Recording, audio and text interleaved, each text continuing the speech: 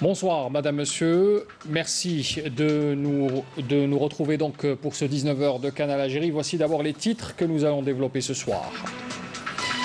Nous reviendrons d'abord sur les principales décisions prises lors du Conseil des ministres tenu hier, notamment en ce qui concerne la situation sanitaire du pays.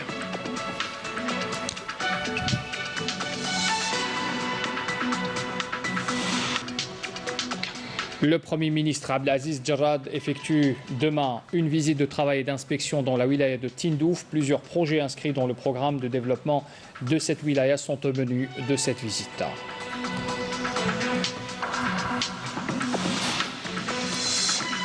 La mise en œuvre de la réforme budgétaire, le thème d'une journée d'études tenue aujourd'hui en présence du ministre des Finances, Ayman Ben Abdelrahman.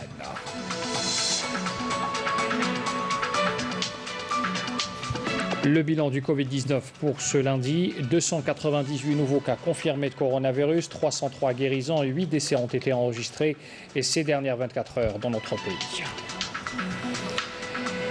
Et puis l'aménagement de la zone industrielle de Oued El Berdich dans le sud de la wilaya de Bouira, accuse un retard considérable sur 80 projets retenus. Seulement 20 sont entrés en exploitation. Nous reviendrons sur les raisons de ces retards.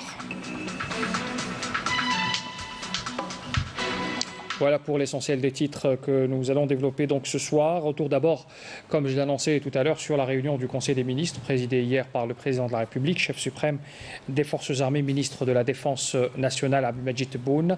Les premiers dossiers évoqués ont porté sur le raccordement au gaz et à l'électricité pour l'agriculture, notamment dans le sud et les zones industrielles, mais aussi le nouveau port du centre du pays, à Chefchel, et sa pénétrante routière. Des instructions ont été données pour accélérer les projets en cours. Abdelmadjid Makassi. Le Conseil des ministres a abordé en premier lieu le secteur de l'énergie, notamment la situation du raccordement des zones industrielles, des périmètres agricoles et autres investissements au réseau d'électricité et de gaz. Des projets inscrits au niveau des wilayas concernés et à fort impact sur le développement économique local.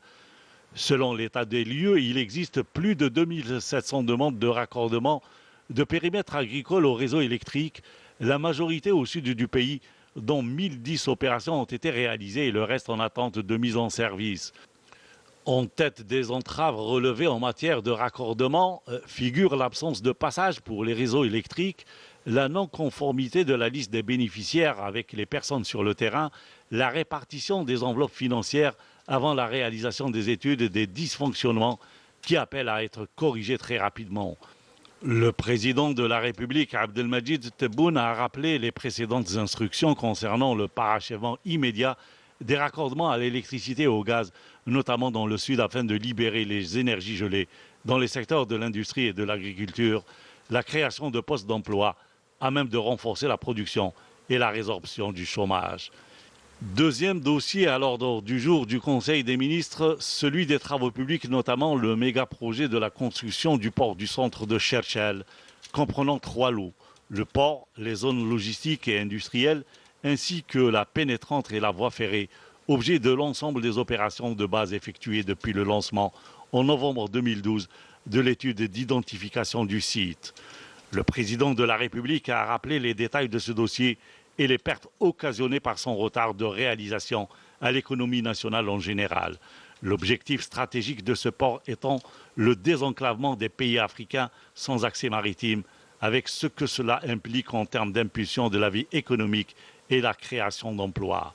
Il a à cet effet instruit le Premier ministre de prendre de nouveaux contacts avec le partenaire chinois et d'étudier le projet sur de nouvelles bases transparentes pour le soumettre une seconde fois au Conseil des ministres dans un délai maximum de 3 mois. Et puis l'évolution de la situation sanitaire dans le pays, sous tous ses aspects, a été également évoquée par le ministre de la Santé lors du Conseil des ministres. Abdelmadjid Tebboune, le président de la République, a par ailleurs ordonné le renforcement de la surveillance épidémiologique au contrôle quotidien du fonctionnement des hôpitaux et du stock de matériel de dépistage. Il a également ordonné le maintien de la fermeture des frontières terrestres, maritimes et aériennes jusqu'à nouvel ordre. Les détails avec Nakhla Larbi. Le Conseil des ministres s'est penché hier sur l'évolution de la situation sanitaire dans le pays marqué par la recrudescence de la pandémie à l'échelle mondiale. Lors de son intervention, le ministre de la Santé, de la Population et de la Réforme hospitalière a préconisé l'intensification des campagnes de sensibilisation avec un durcissement des sanctions à l'encontre des contrevenants, affirmant que la lutte contre la pandémie en l'absence d'un vaccin laisse toutes les hypothèses ouvertes, y compris l'éventualité d'un reconfinement partiel pour endiguer sa propagation. Tenant compte de la hausse des cas de Covid-19, Abdelrahman Ben Bouzid a d'autre part annoncé que son département a mis en œuvre il y a quelques jours une nouvelle stratégie basée dans un premier temps sur la réduction de la durée d'hospitalisation des patients à 5 jours et la détermination dans un second cas des cas nécessitant une plus longue hospitalisation en fonction du degré de gravité et de complexité, en soumettant des cas asymptomatiques à un suivi médical en dehors de l'hôpital. Les nouvelles dispositions ont permis de rajouter plus de 3000 lits supplémentaires depuis le début du mois en cours, outre l'augmentation des capacités et des moyens de traitement. Il est également prévu, selon Abdelrahman Ben Bouzid, l'importation sous peu de 20 millions de masques chirurgicaux pour maintenir le stock national de 200 000 masques pour les personnels de santé travaillant dans les services Covid. À propos du non-respect des règles sanitaires et de prévention contre le coronavirus et du comportement irresponsable et persistant de certains citoyens, le président de la République a ordonné le durcissement des sanctions à l'encontre de tous les contrevenants, individuellement ou collectivement, rétifs aux mesures de prévention. Il a également instruit le Premier ministre d'étudier les mesures à prendre avec le comité scientifique de suivi de l'évolution de la pandémie du coronavirus afin de décider des actions à entreprendre dans les prochains jours en vue de briser la chaîne de contamination et de circonscrire les foyers épidémiques. Abdelmajid Tebboune a par ailleurs ordonné le renforcement de la surveillance épidémiologique, du contrôle quotidien du fonctionnement des hôpitaux et du stock de matériel de dépistage. Il a également ordonné le maintien de la fermeture des frontières terrestres, maritimes et aériennes jusqu'à nouvel ordre. Le chef de l'État a en outre donné des orientations à la nouvelle composante du gouvernement, insistant sur la coordination entre leurs secteurs sous la supervision du Premier ministre et le bannissement des sorties de parade sur le terrain. Le président de la République a également ordonné la constitution au niveau des ministères de cellules d'écoute des citoyens et a donné à chaque ministre des directives concernant la feuille de route à préparer en prélude de sa présentation en Conseil des ministres. Il a dans ce sens instruit le ministre de l'Agriculture et du Développement rural de préparer le cahier des charges de l'Office du développement de l'agriculture industrielle en terre saharienne en vue d'engager dès l'année prochaine la culture du maïs et des cultures sucrières et oléagineuses pour augmenter les capacités nationales. Le ministre des Transports a été instruit de mettre en œuvre tous les moyens disponibles pour dynamiser le trafic aérien domestique et permettre ainsi à l'Algérie de retrouver sa place dans le domaine du transport maritime à travers l'élargissement de la flotte maritime en vue de la prise en charge du transport des voyageurs et de marchandises de et vers l'Algérie et économiser ainsi les coûts en devises des prestations des compagnies étrangères. Le ministre des Mines a été instruit quant à lui d'accélérer par voie de presse le recrutement d'ingénieurs et d'experts. Le ministre de la Transition énergétique et des énergies renouvelables a entre autres été instruit de choisir des wilayas pilotes pour l'élargissement de l'expérience de transition énergétique, à commencer par la généralisation de l'éclairage public à l'énergie solaire dans tout le pays. Le président de la République a enfin demandé à la secrétaire d'État auprès du ministre de la Jeunesse et des Sports chargé du sport d'élite de mettre à profit son expérience sportive mondiale réussie pour la détection des jeunes talents dès l'école primaire en vue de former une nouvelle génération d'élites sportives, sachant que l'Algérie abritera en 2022 les Jeux méditerranéens.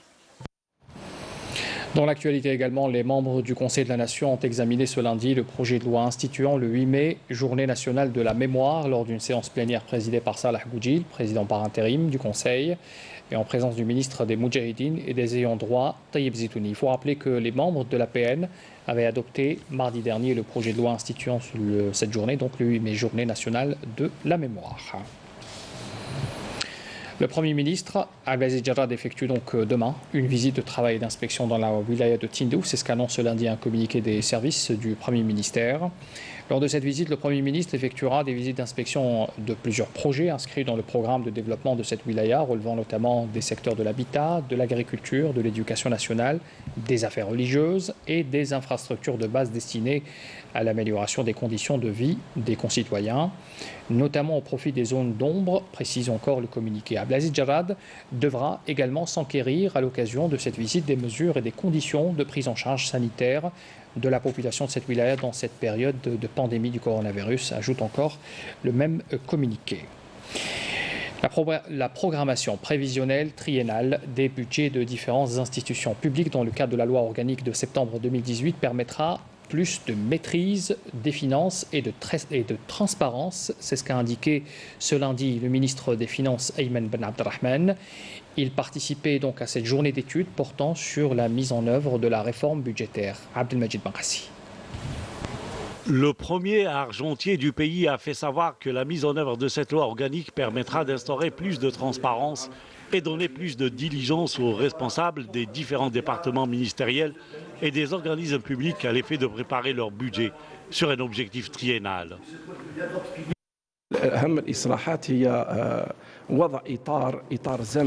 Parmi les plus importantes réformes, celle de mettre en place un cadre temporel dont l'objectif est de faciliter les mesures de calcul des recettes et des dépenses. Il s'agit également de faciliter pour l'ensemble des départements ministériels la mise en place d'un budget prévisionnel pour suivre les dépenses publiques dans un cadre transparent et moderne. La priorité est de maîtriser les dépenses et de les orienter vers les investissements productifs. L'acquittement de la taxe fiscale sur les véhicules est prolongé au 15 juillet prochain.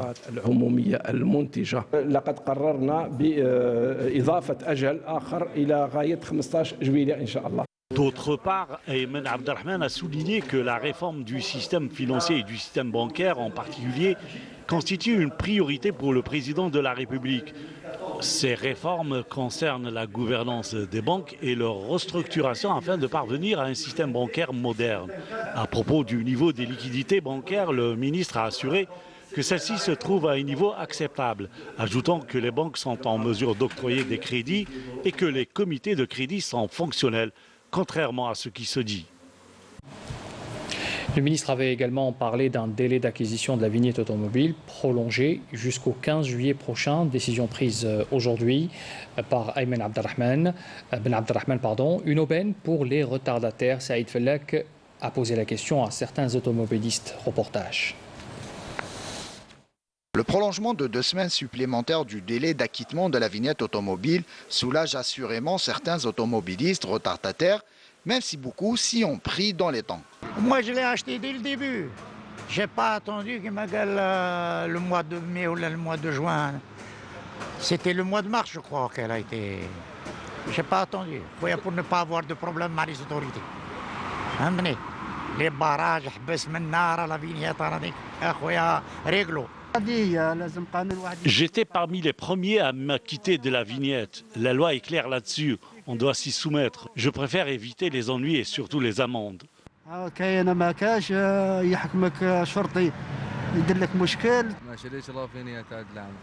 Cette année, je n'ai pas acheté la vignette. Personne n'en a parlé. Même dans les bureaux de poste, ils n'ont rien dit à ce propos.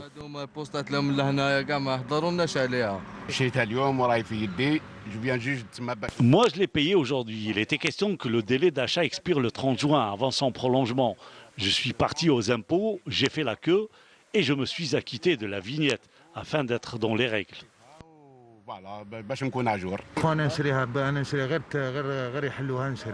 Moi, personnellement, dès qu'on entame la vente, j'achète ma vignette. Au mois de mars, il n'y avait pas beaucoup de monde, pas comme cette période. Fixée initialement du 1er au 31 mars, la période d'acquittement de la vignette automobile avait été prolongée dans un premier temps jusqu'à la fin mai en raison de la pandémie du nouveau coronavirus avant de permettre encore une fois aux automobilistes d'avoir leur vignette jusqu'au 15 juillet. Le ministère de l'Éducation nationale a dévoilé ce lundi le planning des examens du baccalauréat et du brevet d'enseignement moyen pour la session 2020. Alors pour les épreuves du bac, elles se dérouleront du 13 au 17 septembre prochain et débuteront avec la matière langue et littérature arabe pour toutes les branches. Les épreuves du brevet de l'enseignement moyen, session 2020, seront organisées du 7 au 9 septembre. Tous les détails sur le déroulement des épreuves pour les 2 examens ont été donc publiés sur la page officielle du ministère de l'Éducation nationale, consultable dès à présent. Le nouveau bilan du Covid-19 a été rendu public cet après-midi. Le voici en détail avec les chiffres, avec le porte-parole du comité scientifique de suivi de l'évolution de la pandémie du coronavirus, le docteur Jamal Fourar. Aujourd'hui, le lundi 29 juin 2020, comme d'habitude, nous allons vous donner un point de situation sur l'évolution de la Covid-19 en Algérie depuis le début de la pandémie à ce jour. Pour les principaux indicateurs au cours des 24 dernières heures, nous avons enregistré 298 cas, 303 patients guéris qui ont quitté les établissements hospitaliers, 42 patients en soins intensifs et 8 décès. Avec la notification de 298 nouveaux cas au cours des 24 dernières heures, le total cumulé des cas à ce jour est de 13 571 cas, soit une incidence de 31 cas pour 100 000 habitants. Et nous voyons que 7 wilayas n'ont pas notifié de cas au cours des 24 dernières heures, 22 wilayas ont notifié en 1 et 5 cas, et 19 wilayas ont notifié 6 cas et plus. Pour ce qui est des décès, nous avons encore malheureusement enregistré de nouveaux décès. 8 nouveaux décès ont été enregistrés au cours de 24 dernières heures, portant ainsi le total cumulé des décès à 905. 74% des patients décédés sont âgés de 60 ans et plus. Et parmi les 8 cas décédés, les 8 décès, 5 ont une comorbidité, c'est-à-dire une maladie chronique associée, soit le diabète, soit la tension, ou bien les deux à la fois. Pour ce qui est des patients qui sont guéris, qui ont quitté les établissements hospitaliers depuis le début de la pandémie à ce jour, le total est de 9 674 patients et dont 303 sont guéris et ont quitté les établissements au cours des 24 dernières heures. Pour ce qui est des soins intensifs, nous avons actuellement 42 patients en soins intensifs. Et pour terminer, nous rappelons toujours les règles d'hygiène générale qui sont la seule solution actuellement pour arrêter la transmission du virus. Il faut rester vigilant. On fait appel à la citoyenneté de tous les Algériens pour rester vigilants, respecter les règles d'hygiène et de prévention de manière générale et surtout le port de masque qui est obligatoire conformément au décret exécutif. Et donc nous appelons également toute la société à protéger également nos aînés, nos parents, nos grands-parents, surtout ceux qui sont atteints d'une maladie chronique. L'aménagement de la zone industrielle de Oued El Bardi, au sud de la wilaya de Bouira, accuse un retard considérable. Sur 80 projets retenus, seulement 20 sont entrés en exploitation. Saïd Fellak. Alors qu'elle compte plus de 60 projets d'investissement, l'activité économique au niveau de la zone industrielle de Oued El Bardi, dans la wilaya de Bouira, est quasiment à l'arrêt. Seuls 25 projets sont entrés en exploitation, et cela en raison du retard enregistré au niveau de l'aménagement extérieur du site. Un frein pour les investisseurs. Nous enregistrons quelques manquements, notamment en ce qui concerne l'aménagement extérieur. Toutefois, les entreprises publiques nationales, à l'image de la DIM, nous accompagnent et essaient de nous aider. Vous l'avez constaté, la route qui mène à l'entreprise n'est pas encore terminée. Aussi, nous ne sommes pas encore raccordés au réseau d'électricité et de gaz. Les autorités locales rassurent que les travaux d'aménagement seront finalisés le plus tôt possible afin de permettre aux opérateurs économiques de la région de lancer leur activité en toute quiétude.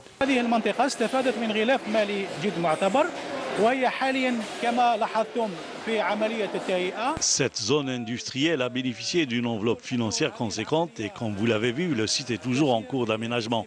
L'opération se déroule dans les meilleures conditions possibles et d'ici quelques mois, les usines seront équipées de toutes les commodités.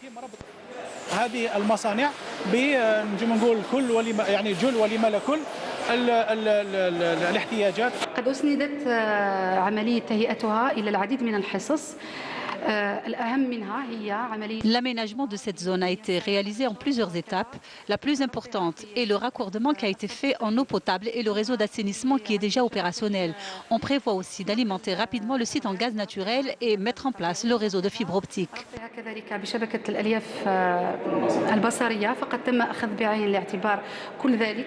D'une superficie de plus de 200 hectares, la zone industrielle de Oued El Bardi demeure un pôle économique important qui répondra une fois les travaux terminés aux besoins de la région en termes d'offres d'emploi.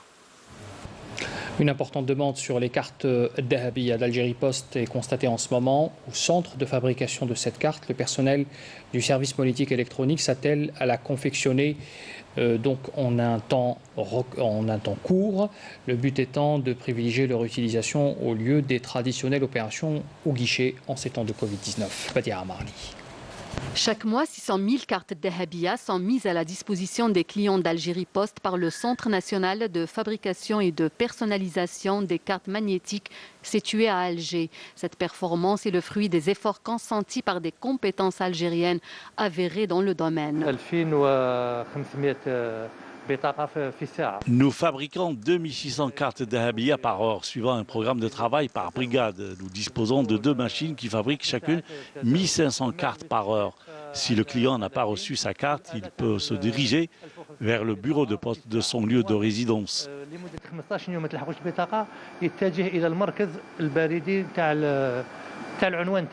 La durée de fabrication de la carte Dahabia n'excède pas une semaine depuis le lancement du processus et jusqu'à sa personnalisation, en passant par le design, l'introduction de la puce et la vérification de sa performance en la dotant d'un code secret.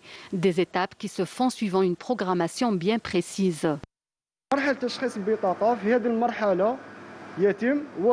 La personnalisation de la carte se fait en introduisant les données personnelles du client dans la puce. Cette étape est importante et nous veillons à sécuriser la carte suivant les normes internationales. Les mesures de sécurité.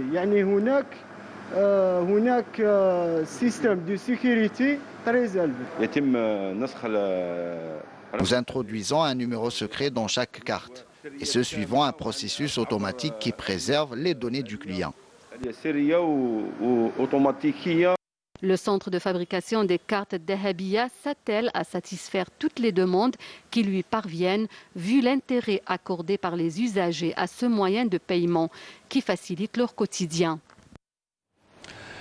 Les retraits en espèces auprès des bureaux de poste sont exceptionnellement suspendus pour les personnes morales titulaires de comptes courants postaux, et ce pour faciliter aux citoyens les retraits en espèces de leur salaire, allocation et pension de retraite. C'est ce qu'indique ce lundi un communiqué du ministère de la Poste et des Télécommunications.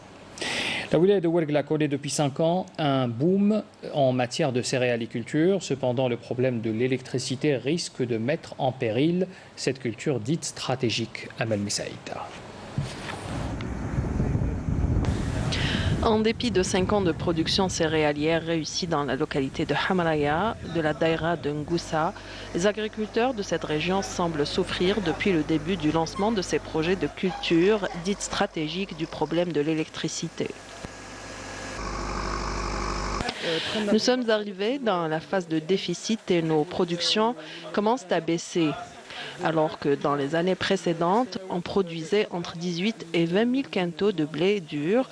Aujourd'hui, les chiffres sont en baisse et c'est dû au manque de raccordement à l'électricité.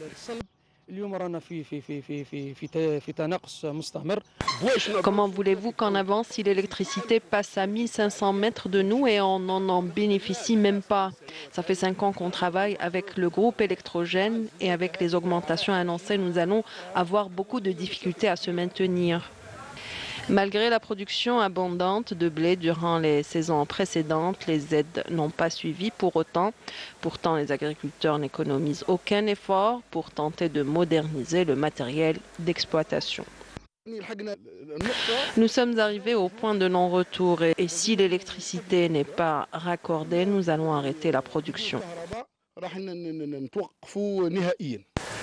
En réponse, la DSA, la direction des services agricoles de la wilaya de Ouargla, déclare avoir pris note et met ce problème au cœur de leurs préoccupations.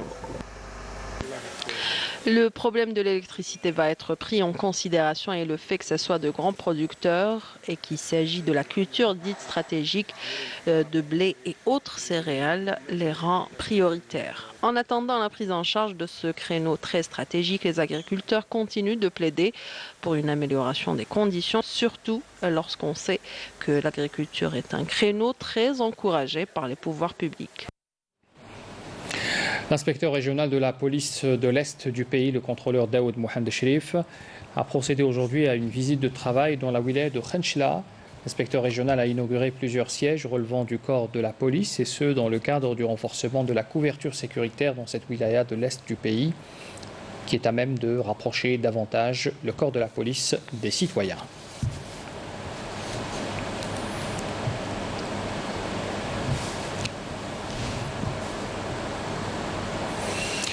tribunal de Koléa à Tipaza a décidé ce lundi de renvoyer le procès de Karim Tabou, président de l'Union démocratique et sociale, l'UDS, parti non agréé, au 14 septembre prochain.